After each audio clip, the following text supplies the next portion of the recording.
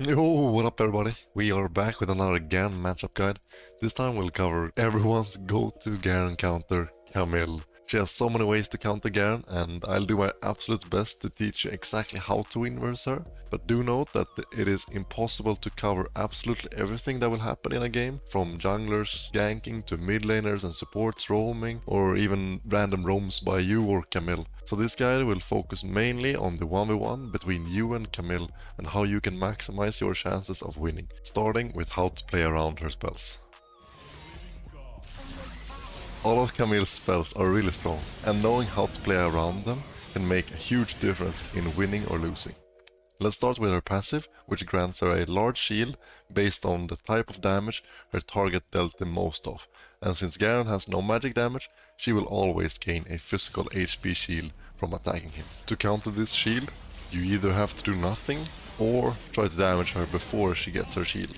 A good way to always bait out her passive is by just walking up to her and auto-attacking her while she is trying to farm or push the wave. Your auto-attack will often hit before she can generate her shield, and since your Q has such a long animation, she will be able to generate her passive before the Q connects, making it a terrible option for proccing her shield.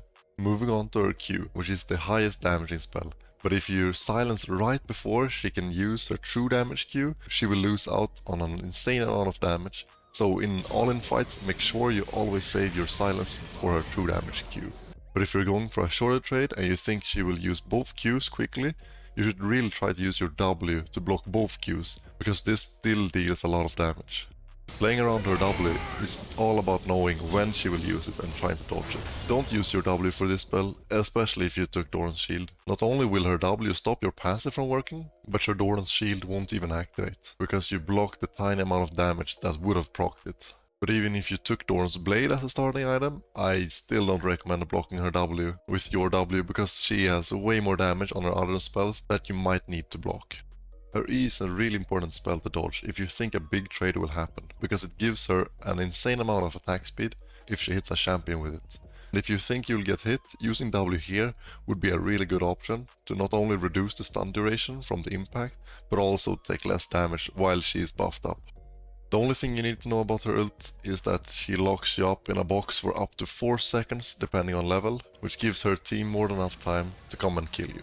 But if you know that her team can't join the fight, her ult does next to nothing, except for some tiny amount of current health damage. So as a quick recap, don't use Q to proc her passive, instead use a normal auto attack, use your W for either both her Qs or her E, and never use your W on her W, and always care about her team joining the fight while she has her ultimate available.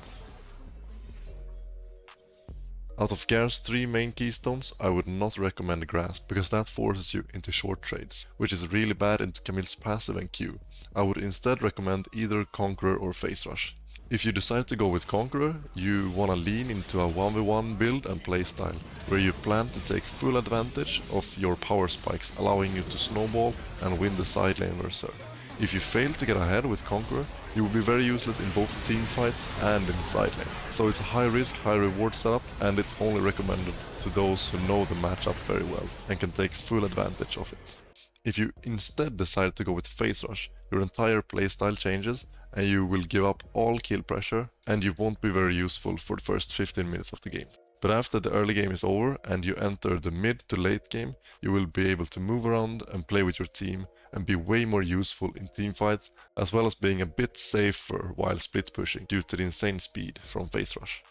Do note that no matter how fast you are, Camille will always be able to ult you and force you to fight her, so you still have to be mindful of Camille locking you down while her team comes and helps her. Here are some examples of great rune pages with pros and cons. Something that's almost as important as your own runes is what runes Camille decides to go. There are 2 different runes that Camille's can take that you have to play around, those being Grasp and Bone Plating. If Camille chooses Bone Plating, you absolutely have to proc it before you're going in for a big trade. Bone Plating can easily block more than 100 damage and lose you a fight just because she was barely above your ult's execute threshold. In order to proc Bone Plating, you have to either damage her before she gets her passive, or struggle through the entire shield and then proc bomb plating, which is obviously much worse. Now the way you can guarantee proccing bomb plating on her before she can use her passive is by using your E, which instantly damages her. You can also use a normal auto attack, which is faster than her auto attack, but can be slower than her Q depending on attack speed. And again, because of the insanely long animation on your Q, you will always hit her shield and not her actual health bar, and therefore making it a terrible option to proccing bomb plating. Okay, so simple enough, if she has both bomb plating and her passive up, never use your Q to proc it, instead use either E or an auto attack to proc it. Well, not so fast. If Camille has grasp up, you have to be careful not to give her a grasp stack every time you want to proc her passive.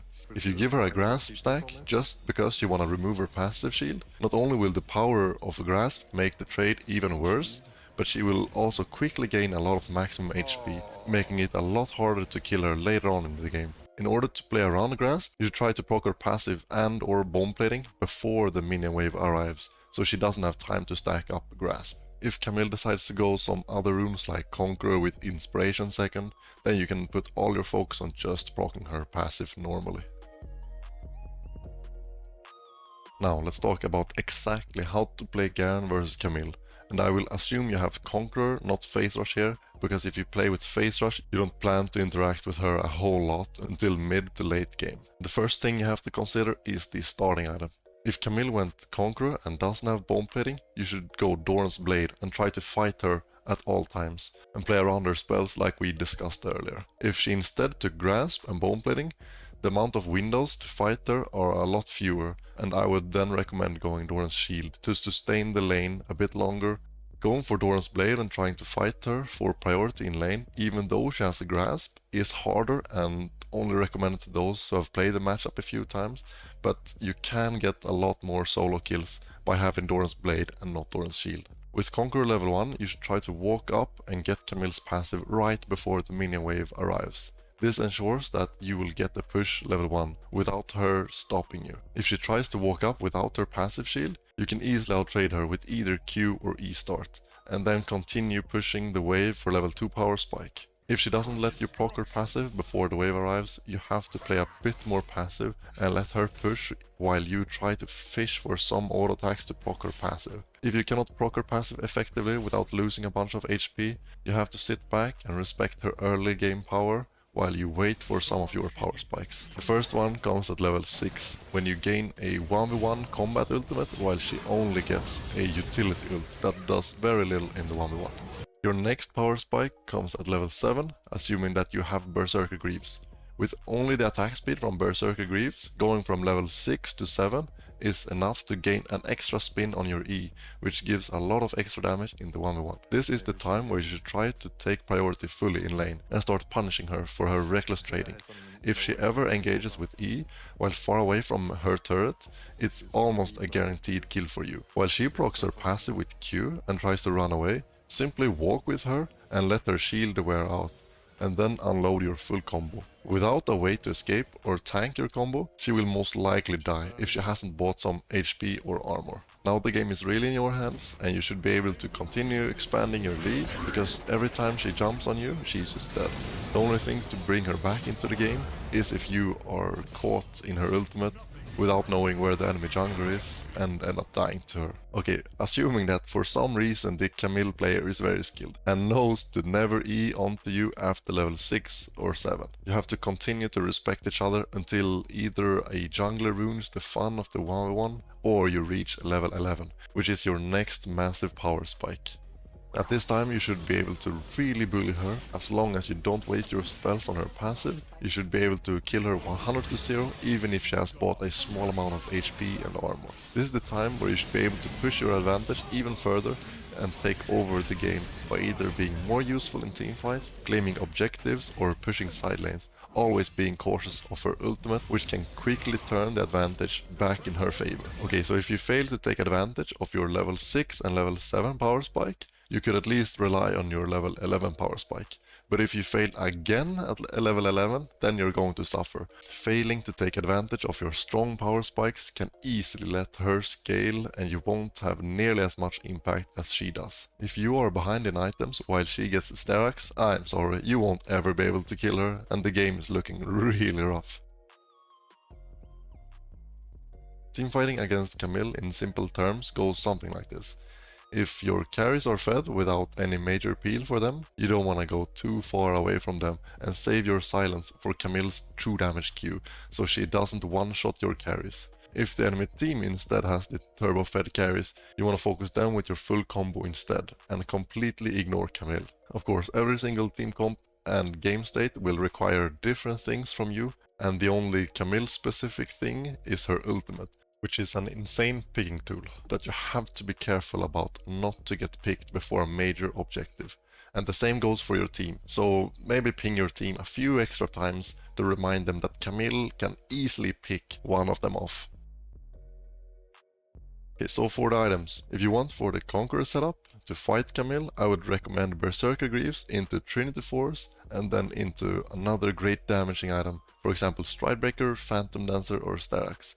If you instead chose an item without damage, like Deadman's Plate, you won't be able to kill Camille 100 to 0 with just one combo, and therefore lose in side lane and be way more useless. After the second item you can opt into some more tankiness, but know that the less damage and the more tankiness the item has, the harder the 1v1 becomes. An example of this is choosing Mortal Reminder as a third item. This makes the 1v1 easier, but teamfighting becomes much harder as you won't survive for long as an immobile squishy melee champion.